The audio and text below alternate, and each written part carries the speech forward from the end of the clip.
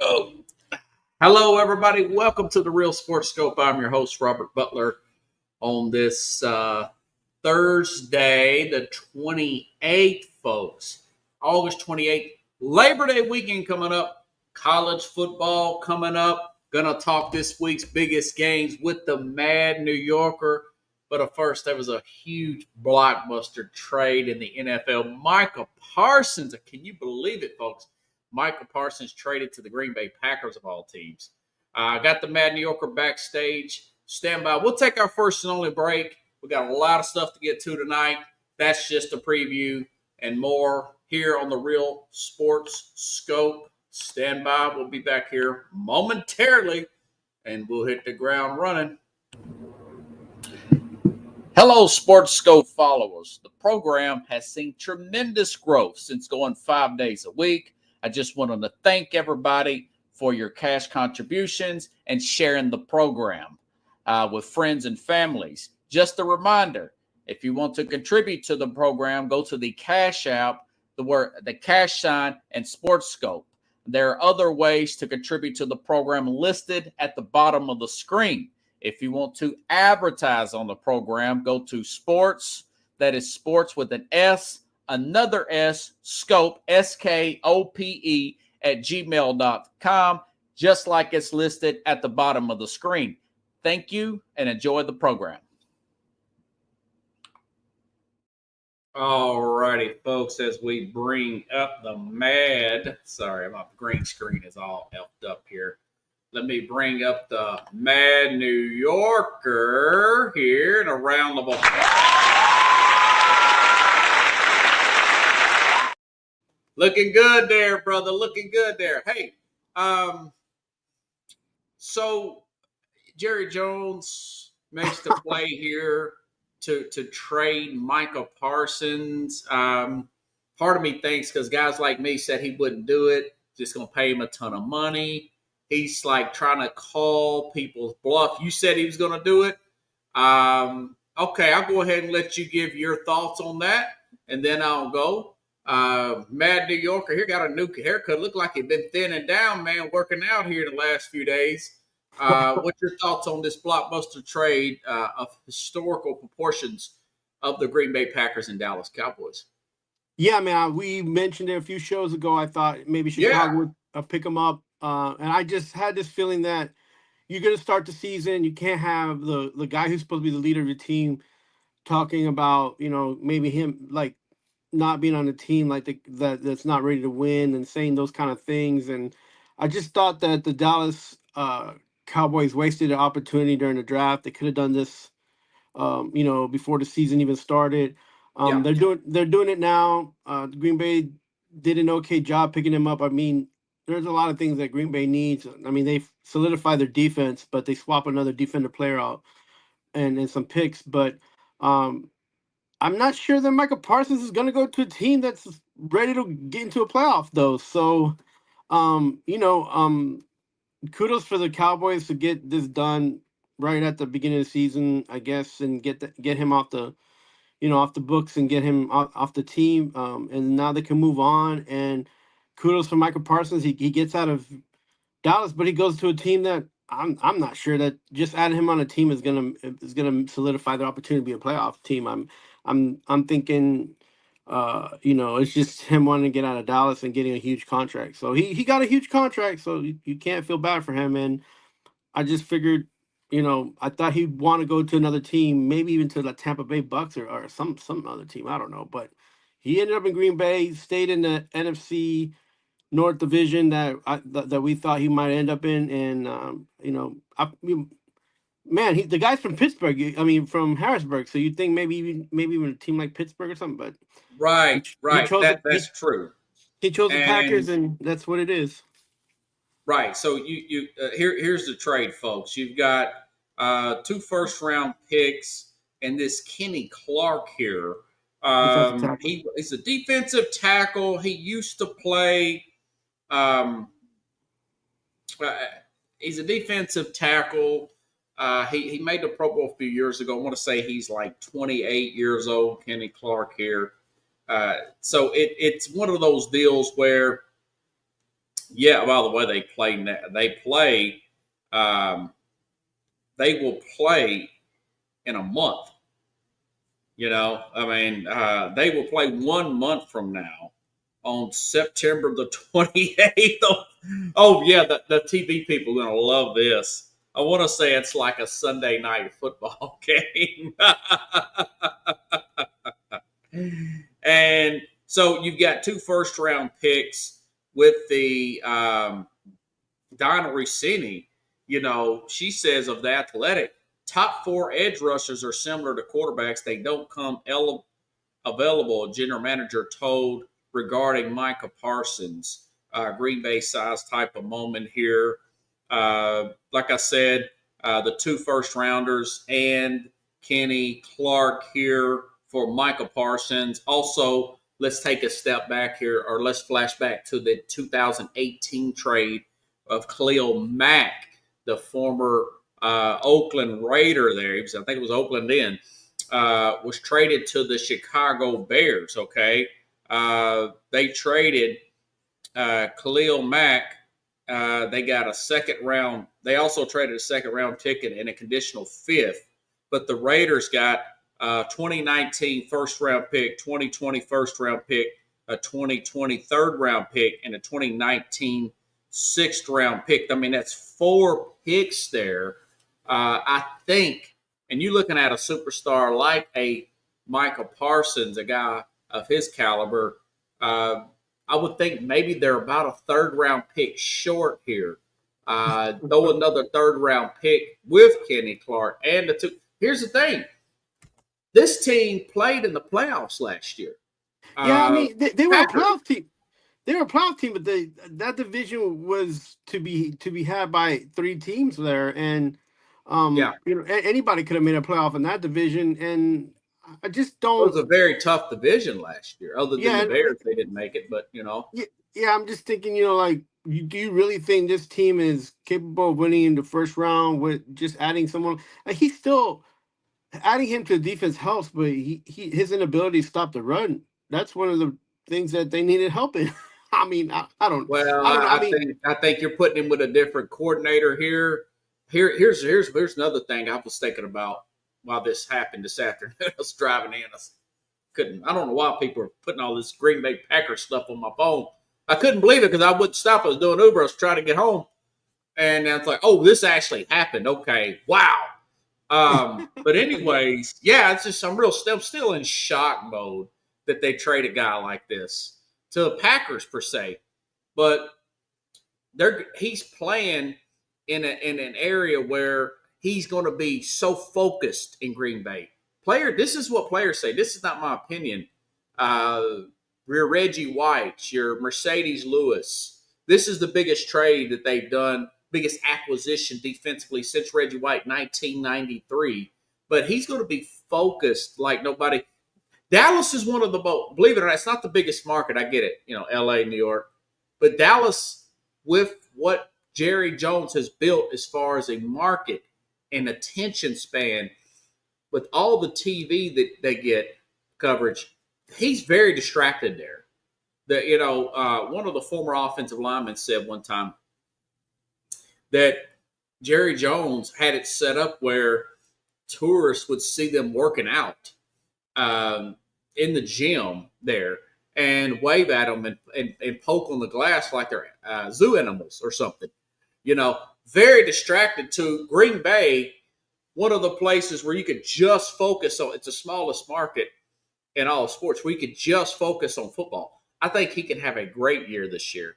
Defensive Player of the Year type of year this year. $47 million, by the way. Yeah, he'll get his numbers. He's an athlete. He's very, he's the top of his game. He's peaking right now.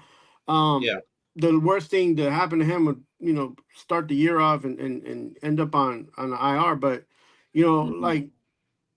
I'm not worried about him and his capacity and what he's available, like what he can do. What I'm worried about is the Green Bay Packers making a move like this, knowing that they're still deficient in the offensive,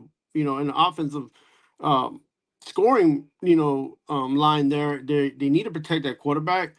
They got to find wide receivers that can catch the ball. They got to find. I don't trust in in Love. You know, he might get a lot of love from Okay. the Packers, but I don't trust in him. So there's a lot of things going on the offensive side that they could made some moves, and they make this move, and I just don't think it puts them in the playoff path. I think they'll still have to battle and get into a playoff position.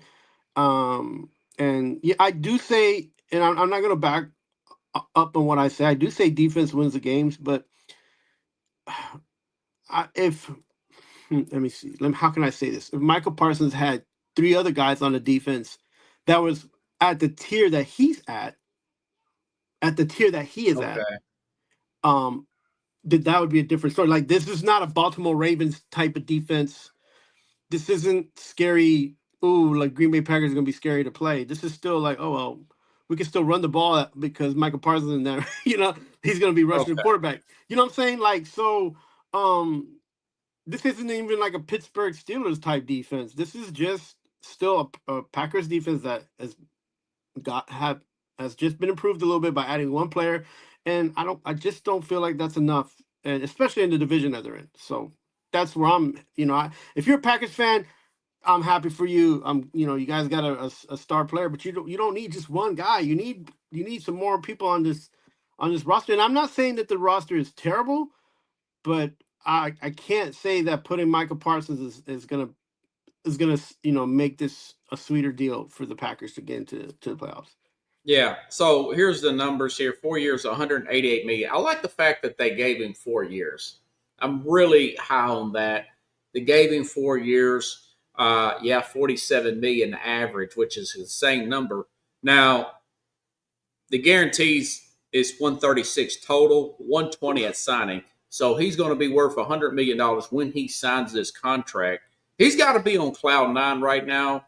I'm sure there's some bittersweet moments here for Michael Parsons, but let me give you some numbers here on this team last year before this acquisition here defensively, if I can find it here, because I've got a ton of news and notes here. This kind of threw me off. I got it mixed up with my regular college football stuff. But anywho, their numbers were pretty good. Prior to this, they had a new defensive coordinator. This is Pro Football Focus here. They say last year they were 40. They had 45 sacks. They were tied for 8th in the NFL. 31 takeaways. They were 4th in the NFL. I think that'll probably jump that number to 2 as far as takeaways, and their sacks will jump to 4 as far as sacks. So, which would put them in a top 5 defense. And then you mentioned the fact that you're putting them with Rashawn Gary here and Quay Walker. That is a very good linebacking core. Edgerrin Cooper here.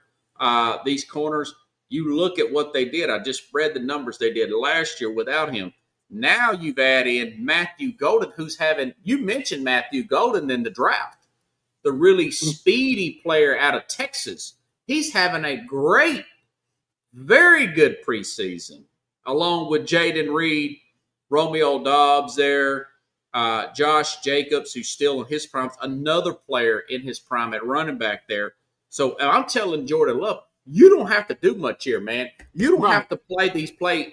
Other words, don't get hurt like you did last year in that crazy game in Brazil last year.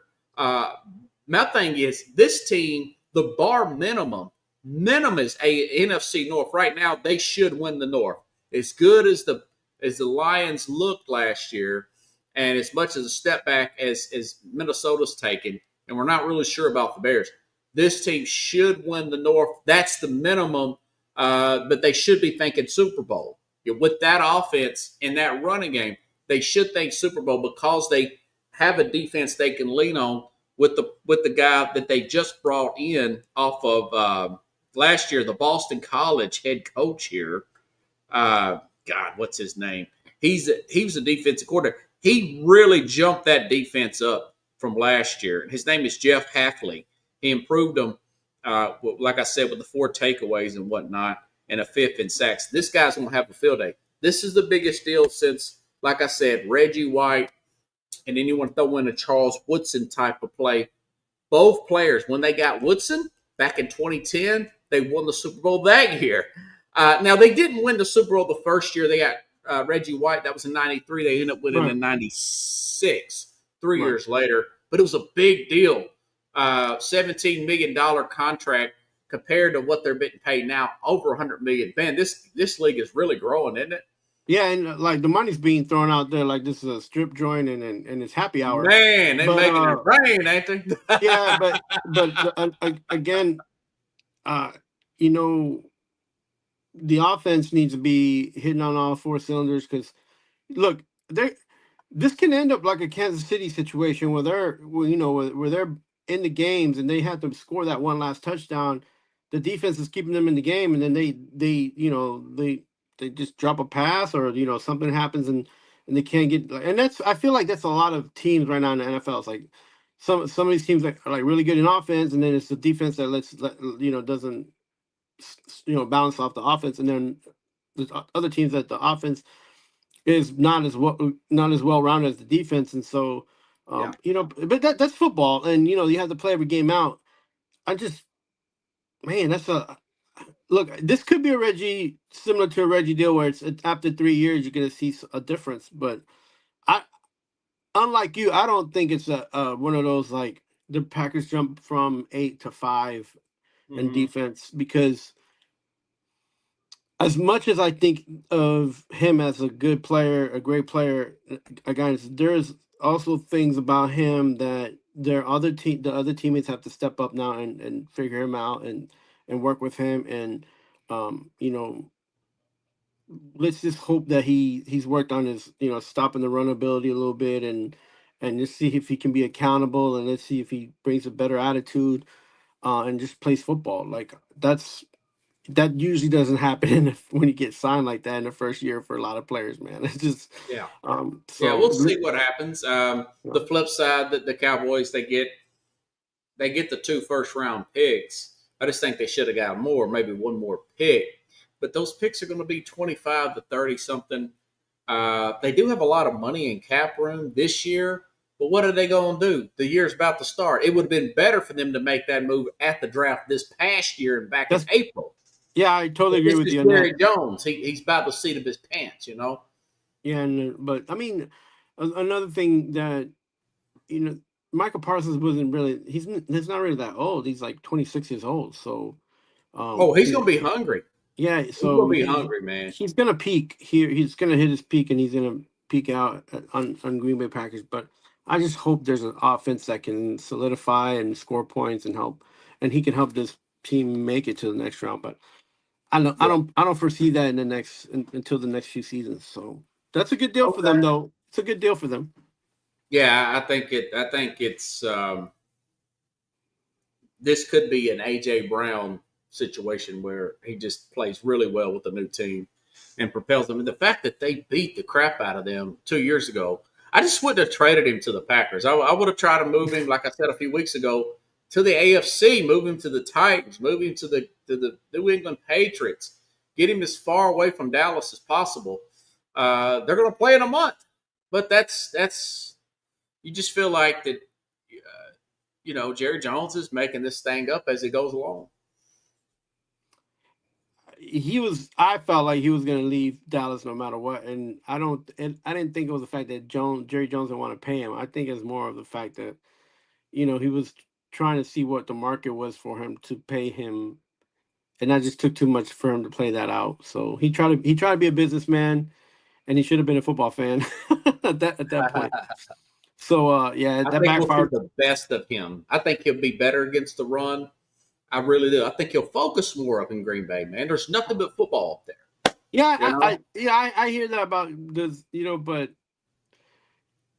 it's one thing to be focused, it's another thing to put on the field. So I just want to see results, man. I see a lot of checks being written, but I'm a results guy, man. Like show us on the field what the money's going for. So yeah, talk's cheap. It takes money to buy whiskey, the way my dad used to say. Okay, Uh, that's a line of a drinker right there, ain't it?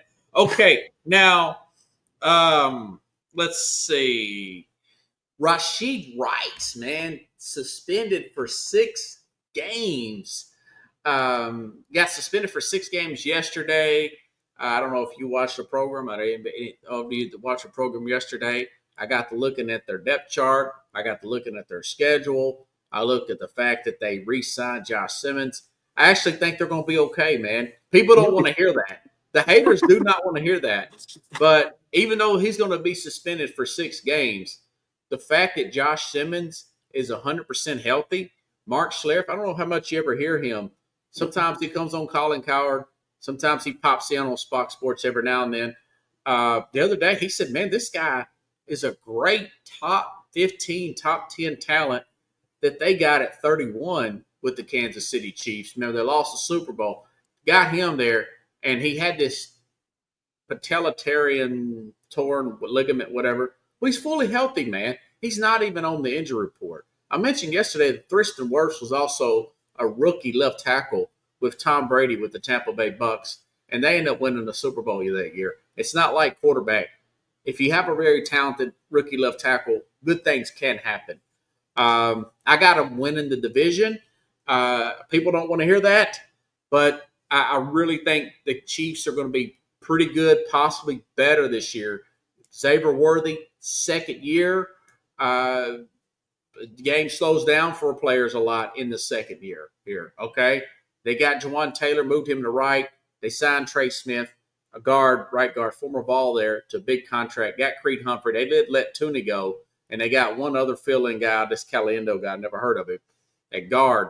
But that's not that big of a deal if you ask me.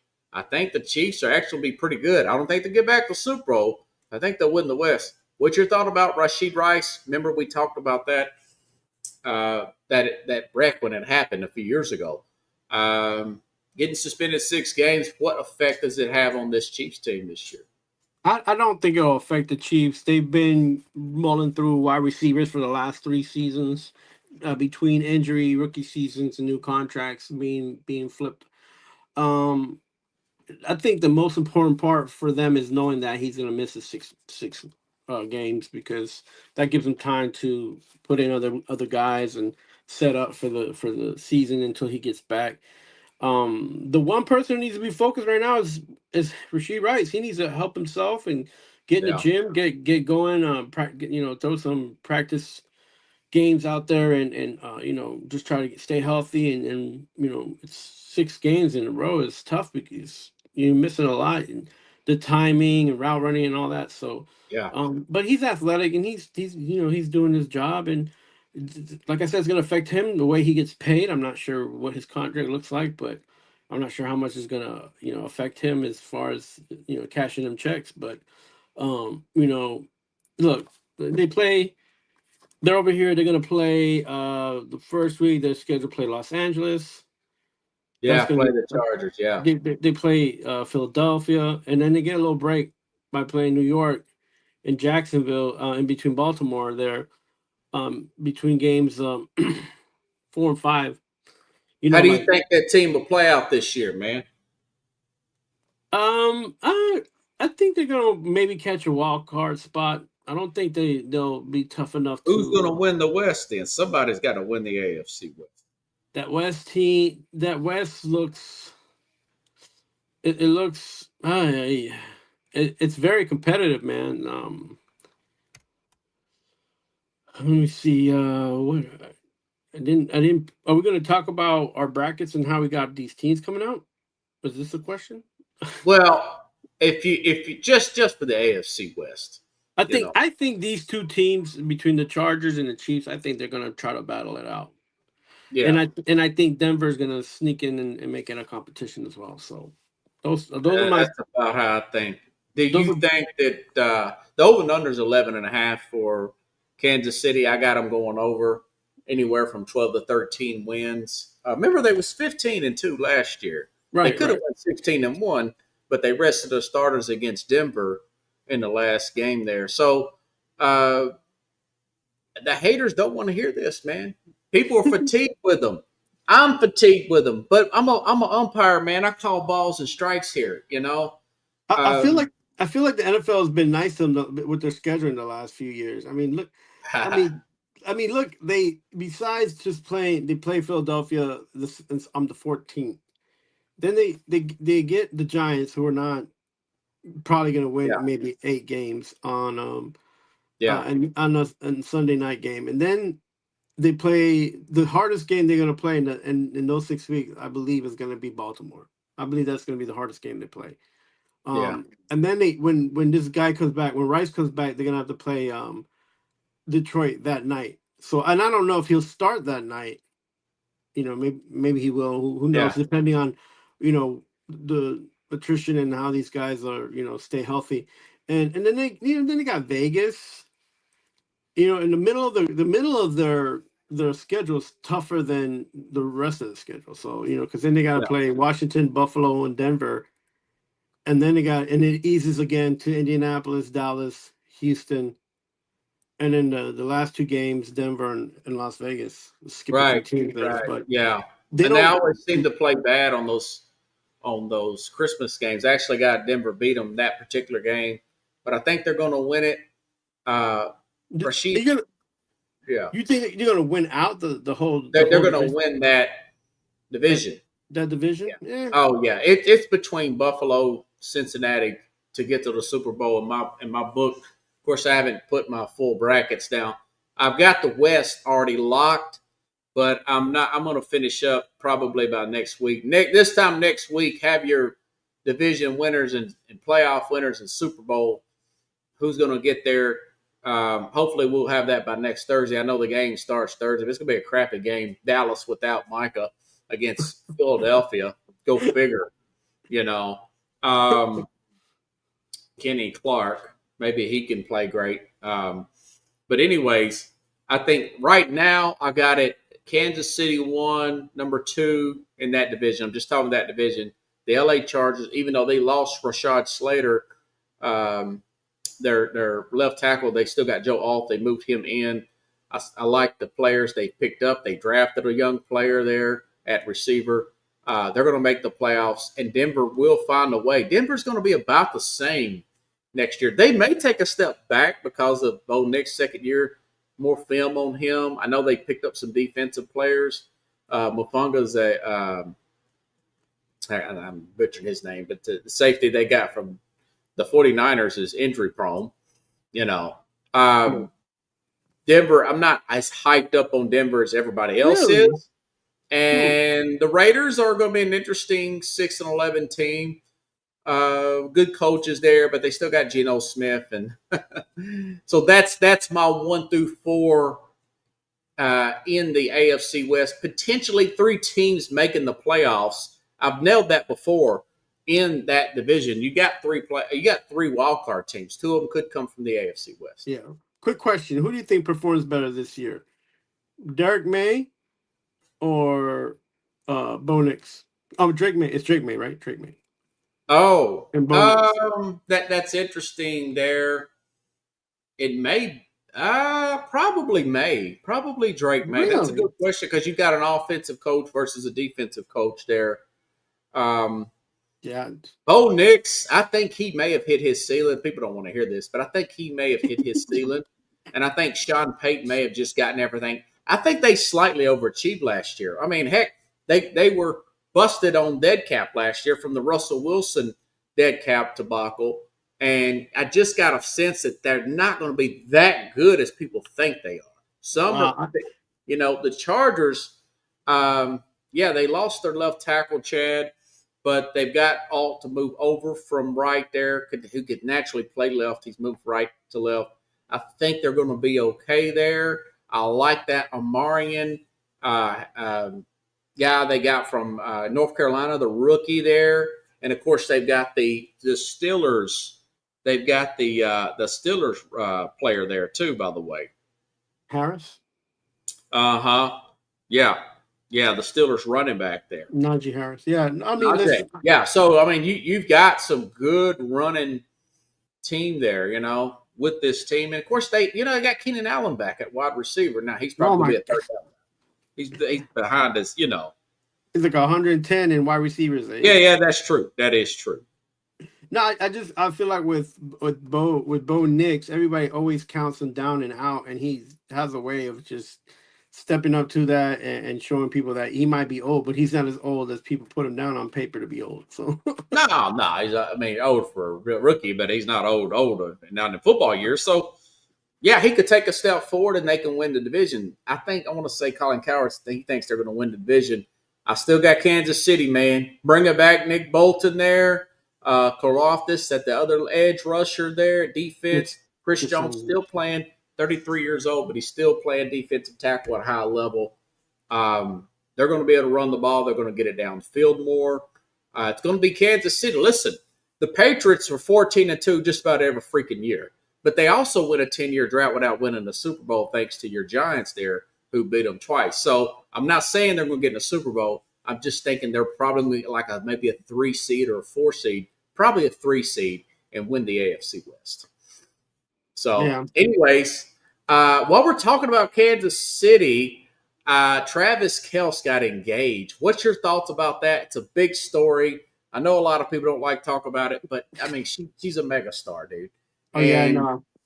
You know, it's a big deal. My wife asked me the ladies at work asked me about it too. did you hear that Kelce got engaged? And I was like, yeah. And then she looked up how much this woman makes, Taylor Swift, compared to Travis Kelce, and she's like, whoa, he don't even touch anything that she's made. She's in the billions of dollars, and he's in like 4.6 billion. Yeah, and he's in the 100 million, and like barely in 100 million, and like. I was like, even in endorsements, in 3 endorsements, he makes more money than he does in football anyway. So, but don't count people's money. And I think he's got like Pfizer or somebody. He's pushing those vaccines and Bud Light. He'll sell out for anybody, you know. So just keeping it real, man. Yeah, I mean, these athletes got to make money anyway, any which way they can, and God bless them for whatever they do. But listen, And I told her, I was like, I don't feel like that's a money situation. And if she's smart though, she'll do a prenup. Just because there was a joke about on the George from the Seinfeld show was trying to do a prenup with the vice president of NBC. He was trying to get out of it because he didn't want to marry the girl, But he was a nobody. She's the vice president of NBC. And I think it was Kramer, goofball Kramer said, well, ask her to do a prenup. And then she busted out laughing in his face. They said, that's him trying to ask her for a prenup as if she's for his money. Because she can practically, she may be potentially, a few more billion could buy the Chiefs. But, I mean, the girl's 35 years old. I know there's a lot of skepticism. I said this yesterday. I got the clip, but I haven't posted it yet. There's a lot of skepticism because there's not a lot of public display of affection with them. I think I've seen them kiss maybe one time or whatnot. You've seen her jumping up and down after one first down. She went on this podcast to promote her album or something like the new album here a few weeks ago. And my thing is, I told the story last night. Lady I used to work with works in one of my buildings. Her husband, then, this is like 6-7 years ago, for Taylor Swift.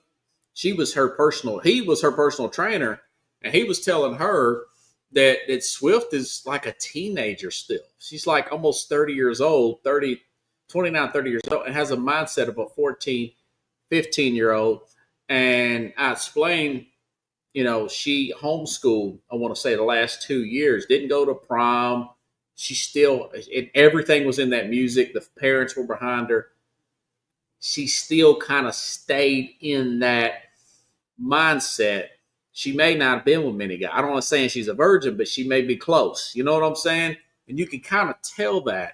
So there's a little bit of that there. He's opposite party guy. But, that's maybe her reluctance to show public display of affection there. And the fact that she's 35, she's probably starting to dawn on her, hey, I'm worth a ton. Maybe I should settle down, maybe try to have a kid. This guy did pursue me. I think maybe it may be real, but that's my answer to the skepticism that fact that it doesn't look like they're really compatible. If that makes any sense. I mean, listen, I mean, as long as he does what he's supposed to do on the football field and he keeps making his money and she does what she needs to do to be an artist, as long as they're doing what they're supposed to do and then they find each other halfway and that's what they want the relationship to be like, Godspeed and happy for them. As far as like this being in the media the way it is, it's like what people are digging for, I have no clue and no idea. Do you think it's a real or you think it's a publicity stunt? I mean, showbiz, man. The NFL show business. Taylor Swift is a billion-dollar industry with her name. So, I wouldn't be surprised if it's not somehow or another intertwined with trying to get a little bit more from both fans, both fan bases. So, like, I'm not saying it is, but I'm not saying it isn't. Yeah, yeah. I get it, man. I get you. Part of me thinks she don't really need that audience, but then again, like I said yesterday, successful people like that want to become more successful. They don't have limits. They want to keep going. If they say the sky's the limit, well, I got to get to space. So space to them, I got to get to Mars. Right. She's that. So I'm a little up in the air. I'm leaning more towards the fact I think the lady does want a family, and I think eventually, things will work out for him. Yeah, for his sake, that's good because he needs something to settle down to. A guy like that needs to stay busy. I could see him getting in trouble because he's probably going to retire after this year. He's 36. There's a relationship situation there that I feel like it's kind of tough too because they're in the national spotlight. Even like a situation with people who are like actors and actresses who get together, the same thing. Like, usually the limelight gets shine and the privacy thing kind of goes out the window. That's the only thing that bothers me is the privacy thing. Like, you're trying to do things and keep things, between your partner and you're a full blown celebrity. You don't get that privacy, and sometimes that can be rears its head in a relationship as being uncomfortable or setting up a tone that you don't want there to be. You don't have that option to be. You do have the option of being private, but it's like very difficult to do, especially when you're big stars. But so, I wouldn't know. I'm not that big of a star, but so you're getting pretty big. You hang out here on Sports Scope, you're gonna be huge, man. But I'm used to stardom. It's all good with me. Hey, listen. I will never say no to autographs. That's all I'm saying. All right. Nah, me. Okay, now we have some college football games this weekend, brother. We talked about it. Appreciate you inviting me up there to Clarksville last week. Let's talk about this week's biggest games here. Let's start off with Florida State. Now, it's hard for me to fathom that Mark Norvell and this Florida State team, after going undefeated 2 years ago, undefeated in the regular season, go 2-10 last year, man. I mean, this team has got a lot to prove this year. I want to say they're playing at home against Alabama. Alabama's about 13.5-point favorite. Ty Simpson, quarterback there, 22-year-old senior. Florida State has this Tommy Castanos, 21-year-old senior transfer from Boston College. What are your thoughts on the game? I'm feeling 30-19. Alabama's going to win. Florida State keeps it interesting. I don't think there's a blowout. But what's your thought about Alabama, Florida State? I think Alabama's going to come out swinging just to show people that it's not just in the name. They got a good opportunity to be in the run this year, and I think their coach and staff is like, listen, nobody's picking us to be in the top 5.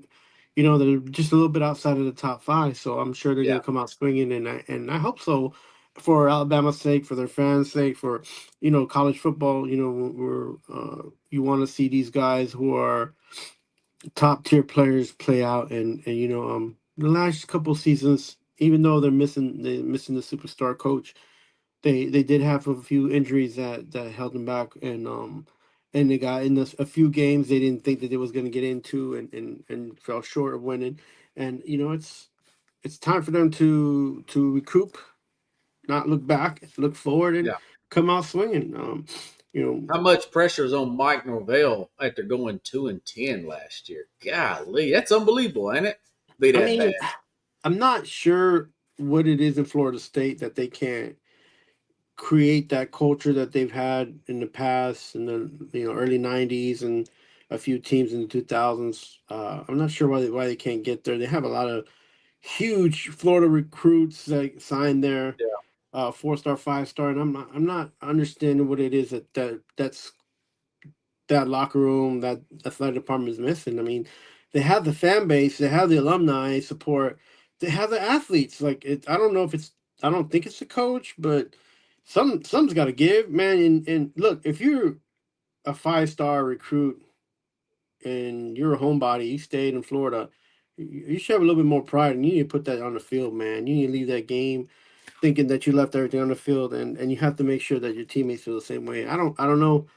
I've watched the Florida State games, and sometimes I just feel like they don't have enough depth. Like they have a lot of players that are 5-star, but they don't have when they come down to the second half of the game, like they don't have enough depth. Guys to come in and they can pick up the slack. So maybe that's part of it, and I just hope that changes for Florida State. Especially Florida State fans and that university. Yeah, I think he needs to win. He don't need to lose 5 games this year. I think he needs to win. He needs to be about 8-4, 9-3, something like that. If they go 6-6 or 5-7, I think they'll fire him. They're in that conference where he can be successful. He can win a lot of games in the ACC. Yeah. So I don't, you just can't be losing to Wake and North Carolina and Carolina's expected to be pretty decent with Bill Belichick. Right. So a lot of transfers though. Yeah, I mean, I just be ultra competitive and go out there and just change. It's time to change your image, man. Florida State, it's an uphill battle, but I feel like if there's one team that can do it, that's one of the teams that can. So yeah, I think they could bounce back pretty quick, man. Let's see. Let's bounce around here. Let's go to Notre Dame, Miami.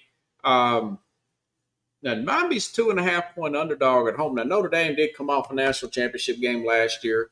We talked a little bit about this the other day. 14 starters coming back, but they got this young player there. This what's his name? CJ Carr. Last year, I took Notre Dame. I took Notre Dame on a tough road environment against Texas A&M because they had Riley Leonard, who's a transfer from Duke, who's coming over with his coach. End up playing well. They end up playing well. Tough game. Defense played well. He made some plays down the stretch. They get that win, that opening game win. But this year, I'm just not sure about this redshirt freshman CJ Carr going against Carson Beck, who will be 24. Check this out with this NIL and transfer stuff. Carson Beck will be 24 in November. He's 23 years old when this game will be played this weekend. I don't know if it's I think it's Sunday. Wouldn't it be the same age as Bo Nix? Right. This guy's got some miles on him. So I actually like the home team here. I mentioned last week about Miami, third in the transfer portal there. They're going to tighten that defense. They got a new defensive coordinator here. Although a little worried, I know Marcus Freeman is a well of a recruiter with Notre Dame.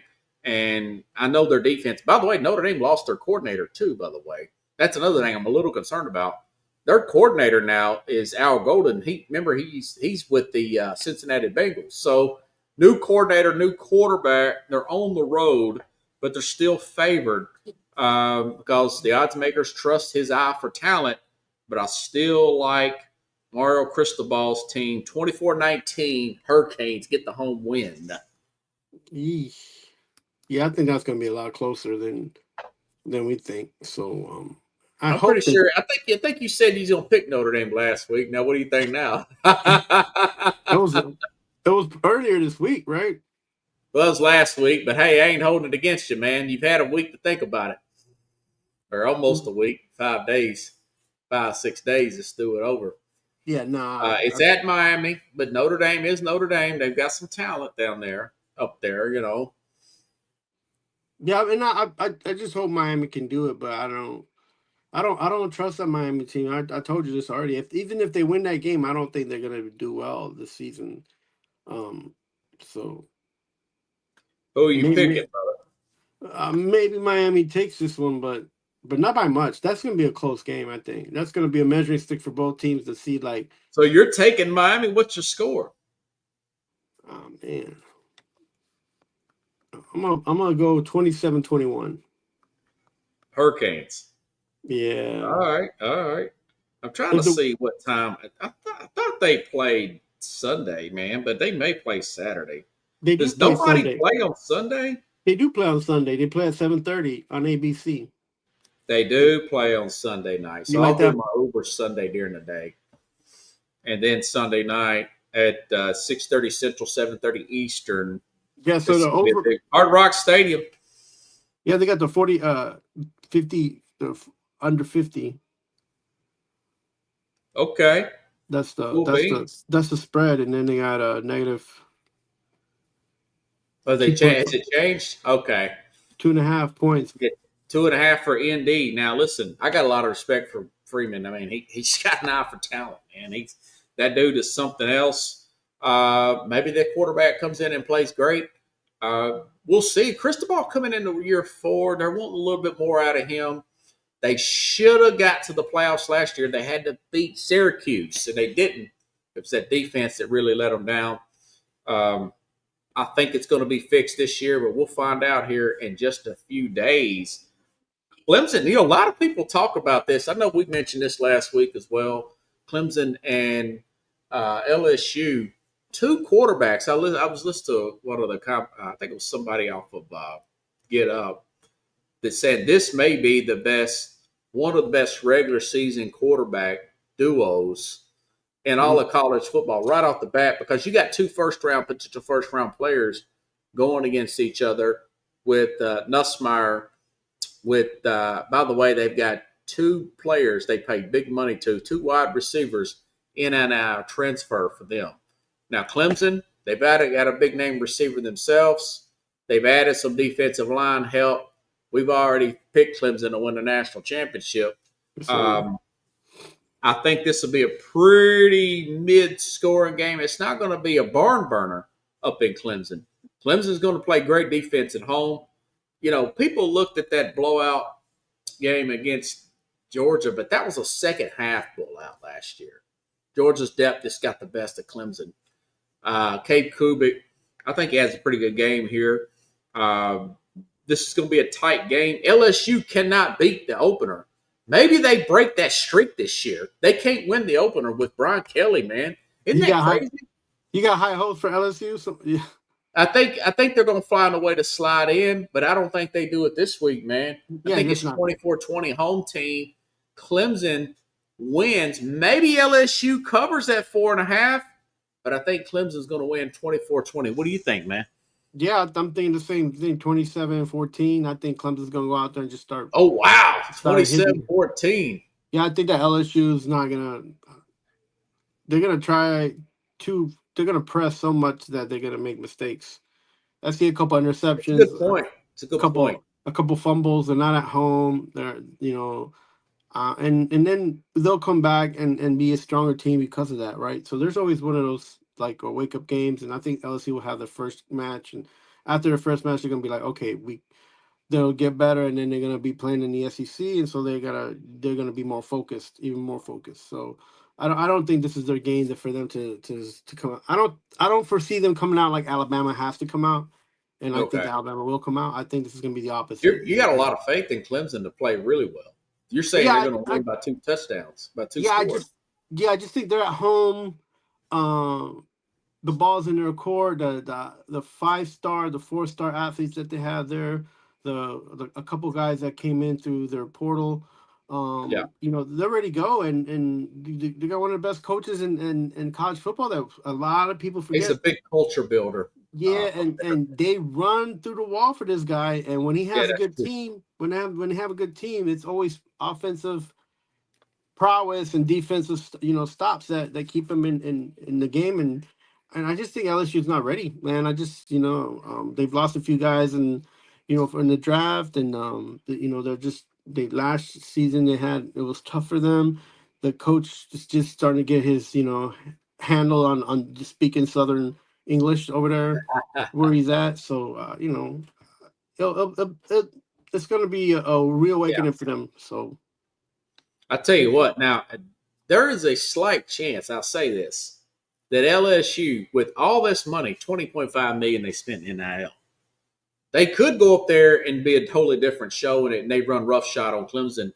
They will shoot up the rankings if that happens. I don't think it's going to happen, but with those receivers, Nussbauer height, they could go in like gangbusters and shoot up the rankings. It would be a heck of an upset if they did.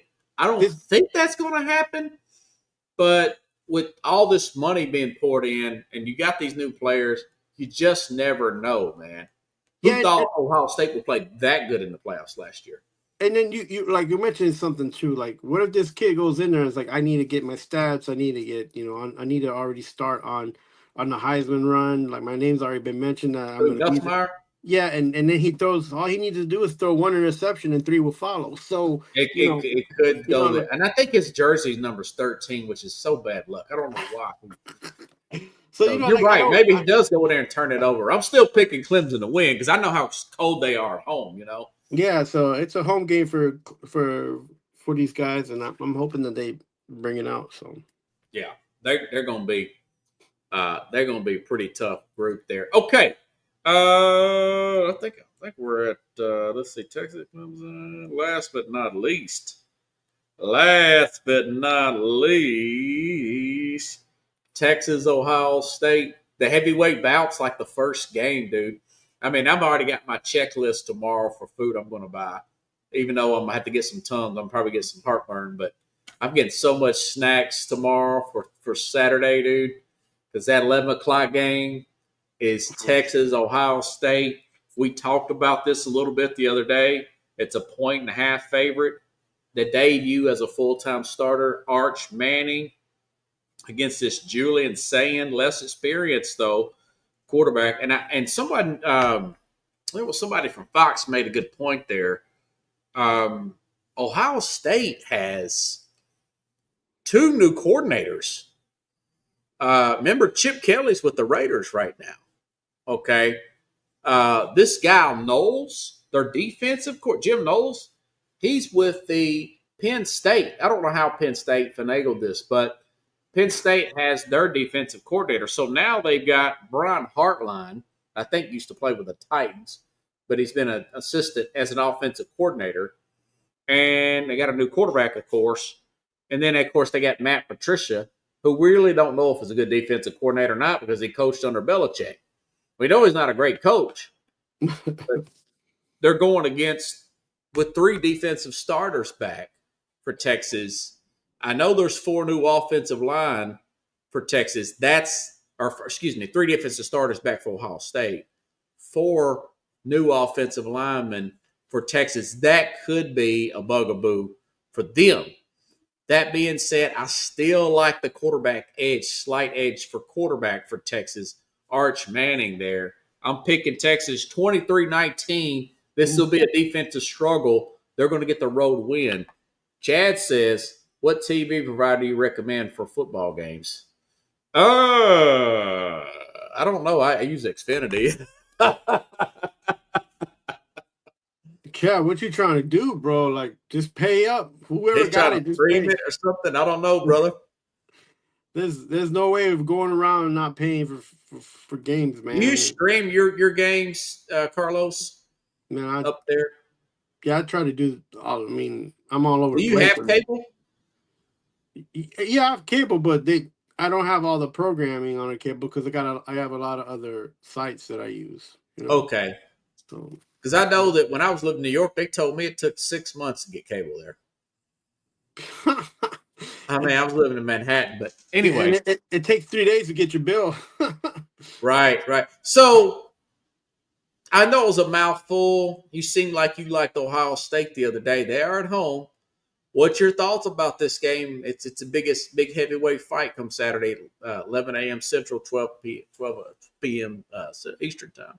Yeah, and it's hard to play up there in that stadium in that weather And the shoe. Yeah, coming from Texas, and I'm sure they'll give him a battle. And there's a 1.5 spread on it for a reason. But I still think Ohio State's gonna win this one. To be honest with you, I don't really trust the situation with Archie Manning, and I think Ohio State, they have a lot more players coming in and they're more seasoned as well. So this is all going to be on Kubiak's back. If he makes one terrible call, that's all that matters right there. Who's Kubiak? Oh, you mean the head coach there? Yeah. Sarkisian? I'm sorry, Sarkisian. Steve Sarkisian. Yeah. Sarkisian. Sorry. Yeah. So it's all going to be on him. I mixed up my coaches from Texas.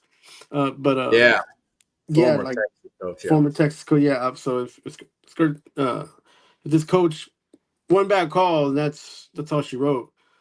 So if what's your score? I think it's going to be like 32-27, something like that. You think they're going to score that many points? Ohio State, yeah, they run the ball, man. They get going in the 32-27. That'd be high scoring. I think it'll be lower score. We'll see. They're gonna like what happens over there is one fumble, one fumble recovery, one interception. Their defense gets them in the game in the beginning of the games. So I think it's gonna be defensive at first, but then they're gonna start spreading the ball and stuff like that. So it's Ohio State, man. Don't think you're gonna watch anything different. You're just gonna watch, like a game. Well, they got the best receiver in the country with Jeremiah Smith. Yeah. So he's a baller, man. Anything you need to plug? That's all I got for tonight. With 56 minutes in, Chief. Yeah, we're like, listen. This prime fall season. Universities are starting. Baseball's gonna start chasing for the chase for the World Series. World Series, yeah. I'm over here in I'm in my neighborhood. Next, a few blocks down is the U.S. Open. It's going on right now, the championship tennis series to end the season here in New York. Man, so much going on right now, and hockey will start here soon, and basketball will start here soon. Yeah, so I don't even want to think about them sports right now. Yeah, like the ball's rolling, and these guys are practicing, and it's then that'll be colder weather. Yeah, man, and it's I love to enjoy these first few weeks in fall, brother. And most important for the people up here, we start school late. So after Labor Day, the beach is shut down, the pool's shut down, and kids got to go back to school. So parents, who are up here in the Northeast, y'all got to, it's time to get ready. I'm sure you're ready to kick the kids out.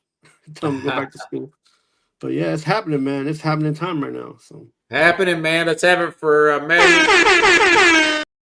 It's Labor Day week. Big college football. You all Michael be safe. Parsons, the Green Bay Packers. Everybody be safe. Call an Uber if you drink. If you get too far gone out there, and take care of yourself. You two not sure about football this weekend. Well, hi, Chad. I hope you get to watch them, brother. It's gonna be some good ones. I know I've got my food list, ice cream, all this crap, and I'm just feeling the heartburn afterwards. But I just can't help myself, man. Man, New Yorker, everybody.